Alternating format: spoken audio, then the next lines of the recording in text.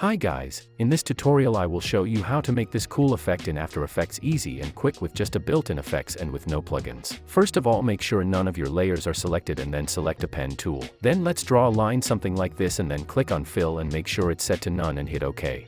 Now click on stroke and select solid color. Don't worry about the color, you can use any color you want, in my case it's white. Now make a stroke size to around 70 pixels and once you are done, pre-compose shape layer, let's name it to shape and then make sure move all attributes and adjust composition duration is selected and then hit OK. Double click on shape layer to go inside and then apply a fractal noise effect on it. Change contrast to 200, then change brightness to 5. Change overflow to soft clamp, then expand transform and make sure to uncheck uniform scaling. Change scale width to 200, then bring down the scale height to 20. Now make sure you are at the beginning of a shape layer and then click on offset turbulent stopwatch icon to create a keyframe, then scroll to the end of a shape layer and slightly change position to the right or left to create this cool looking flow effect.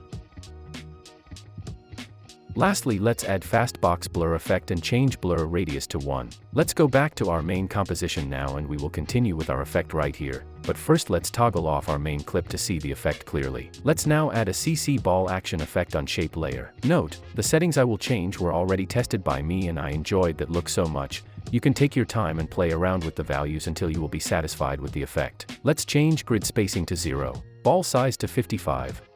Change coloring to smooth. Change shading to -100. Change scatter to 1. Note, scatter creates a particles look. The more you increase, the more you will have particles in your video, but again, I found scatter at 1 fine to me and you can increase it until it will look better for you. And the most fun begins right from here. Let's change twirl angle to 1 time. And here as you see the shape has changed and it isn't linear anymore. So make sure to click on twirl angle stopwatch icon now and then scroll to the end of your shape layer and change twirl angle to 5 times. And here we have an animated twirly particles here. Let's make it colorful now. Add 4 color gradient effect on that layer. Play around with the colors here until you will be satisfied. Then let's add a glow effect. And here we can use free or paid glow. In my case I will use a deep glow plugin. It's paid and looks way better than the built-in version. At the beginning I've mentioned that this effect is made without any plugins, but I forgot about a glow. Also I have a good news. If you are new here and don't know anything about my giving away gifts, simply make sure to DM me on Instagram a word, plugins, then wait for my reply.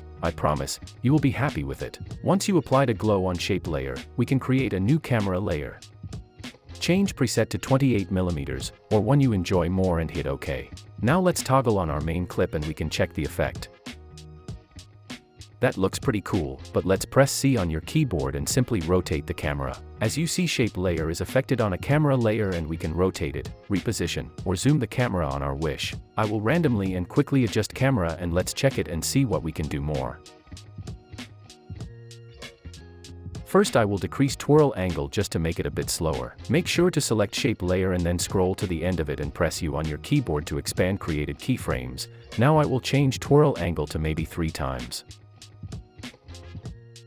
It's now way slower and looks better to me. Let's play around with the colors. That looks better to me. Now let me show you what scatter really does. By increasing it we get particles in our video and that looks really satisfying. As I have already mentioned, you can change scatter until you will be happy with it. Let's slightly zoom the camera in. Maybe let's rotate it a bit and also reposition. To change camera tools, press C on your keyboard. Let's quickly check it.